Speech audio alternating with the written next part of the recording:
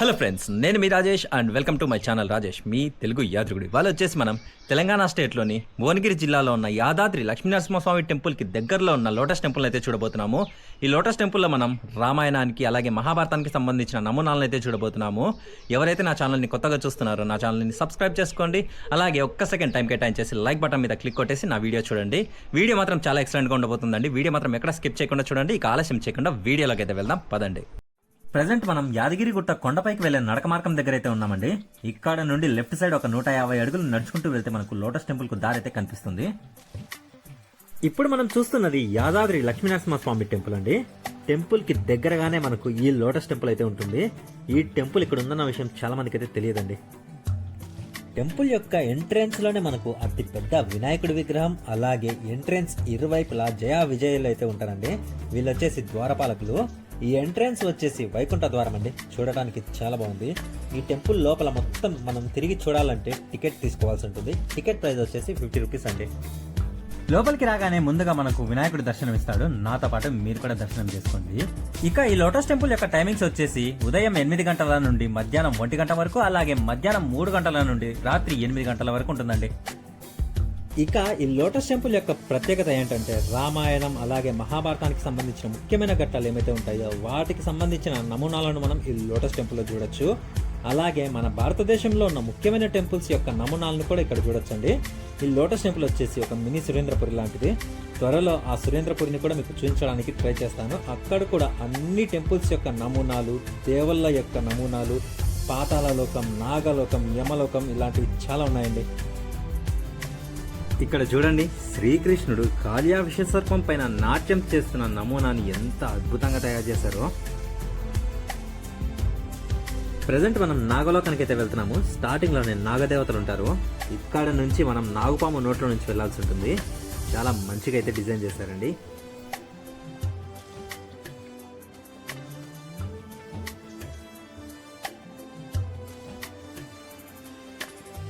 లోపలకు రాగానే మనకు 5 తలల నాగేంద్రుడు, 3 తలల నాగేంద్రుడు, మత్స్యకన్యలు, నాగదేవతలు చాలా మంది కనిపించారండి.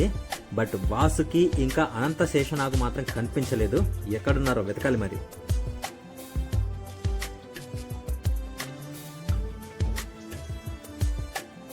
ఫైనల్ గా అనంత శేషనాగును చూసాము. విష్ణుమూర్తి వైకుంఠంలో అనంత శేషనాగు పైన పవలించి ఉన్నాడండి. ఫైనల్ గా వాసుకిని కూడా చూసాము. రాక్షసులు అలాగే దేవతలు క్షీరసాగర మదనం కోసం వాసుకిని అయితే ఉపయోగించారు. ఆ పర్వతం పేరు వచ్చేసి మందర పర్వతం అండి. అమృతం కోసం క్షీరసాగర మదనం అయితే చేస్తున్నారు. ఫస్ట్ ఫ్లోర్ లో ఒక టెంపుల్ అయితే ఉందండి. ఈ టెంపుల్ దగ్గరికి పోవాలంటే మనం చుట్టూ తిరిగేసి వెళ్లాల్సి ఉంటుంది, ఇవన్నీ చూసుకుంటూ.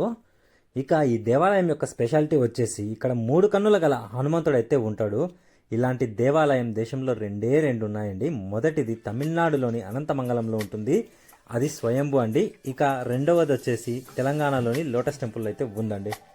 దశభుజం అలాగే ముక్కంటి ఆంజనేయ స్వామి యొక్క కథ గురించి మనం తెలుసుకున్నట్లయితే త్రేతాయుగంలో విష్ణుమూర్తి రామావతారంలో రావణుడిని సంహరించిన తర్వాత నారదుడు రాముడిని కలిసి, స్వామి, లంకా నగరం నాశనంతో మీ యుద్ధం పూర్తి కాలేదు, రావణుని వారసులు ఇంకా బ్రతికే ఉన్నారు, తండ్రి మృతిపై ప్రతీకారం తీర్చుకునేందుకు వారు తప్పకుండా మీ పైకి యుద్ధానికి అయితే వస్తారు, వారు ప్రస్తుతం సముద్రం అడుగు భాగంలో తపస్సు చేస్తున్నారు, వారి తపస్సు పూర్తి కాకముందు మీరు వారిని సంహరించాలని చెప్పాడు. అప్పుడు రాముడు నారద మహర్షితో, రామావతారంలో నా కర్తవ్యం పూర్తయింది, మరికొన్ని రోజుల్లో ఈ అవతారాన్ని చాలించబోతున్నాను అని చెప్పి రాక్షస వధకు ఆంజనేయున్నైతే నియమించారు. యుద్ధంలో ఆయనకు సహాయంగా ఉండేందుకు విష్ణుమూర్తి తన శంకు చక్రాలను, బ్రహ్మదేవుడు తన కమండలాన్ని, పరమేశ్వరుడు తన 3వ కంటిని ఆంజనేయ స్వామికి అయితే ప్రసాదించారు. ఇలా వివిధ దేవతల నుంచి 10 ఆయుధాలు పొందిన ఆంజనేయుడు దశభుజుడయ్యాడు. 3వ కన్ను పొందడంతో ముక్కంటిగా పిలువబడ్డాడు. త్రిమూర్తుల అనుగ్రహం పొందిన వానర శ్రేష్ఠుడు రాక్షస వధ పూర్తి చేసి విజయంతో తిరిగి వచ్చిన అవతారమే ఈ త్రినేత్ర దశభుజ ఆంజనేయ మూర్తి రూపమండి. ఆ త్రినేత్ర దశభుజ ఆంజనేయ స్వామి మూర్తిని నేను లాస్ట్లో అయితే చూపిస్తానండి. వీడియో మాత్రం ఎక్కడ స్కిప్ చేయకుండా చూడండి.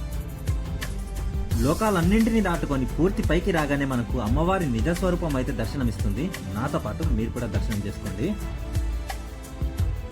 యాదాద్రికి వచ్చినప్పుడు కంపల్సరిగా ఈ టెంపుల్ని కూడా విజిట్ చేయండి. చాలా అంటే చాలా అద్భుతంగా ఉందండి.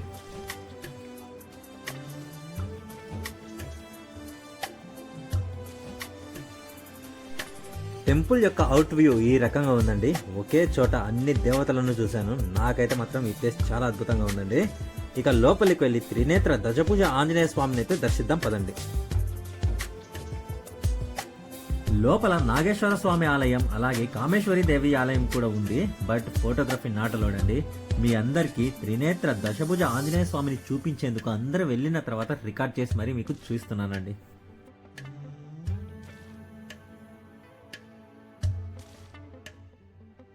టెంపుల్ని మొత్తం కవర్ చేసుకుని బయటకు రాగానే మనకు అతిపెద్ద ఆంజనేయ స్వామి విగ్రహం అయితే ఉంటుంది. చెప్పడం మర్చిపోయాను, ఈ టెంపుల్లో నిత్యాన్నదానం అయితే ఉంటుంది. కంపల్సరిగా మీరు ఈ టెంపుల్ని విజిట్ చేయడానికి వచ్చినప్పుడు స్వామివారి ప్రసాదాన్ని స్వీకరించి అయితే వెళ్ళండి. ఇంతటితో ఈ లోటస్ టెంపుల్ని మనం పూర్తిగా ఎక్స్ప్లోర్ చేసేసామండి. ఐ హోప్ నా ఈ వీడియో మీకు నచ్చిందని నేను అనుకుంటున్నాను. నచ్చినట్లయితే don't forget to like, share, subscribe. సరికొత్త వీడియోతో మళ్ళీ కలుద్దాం. అంటే దెన్ బై బాయ్.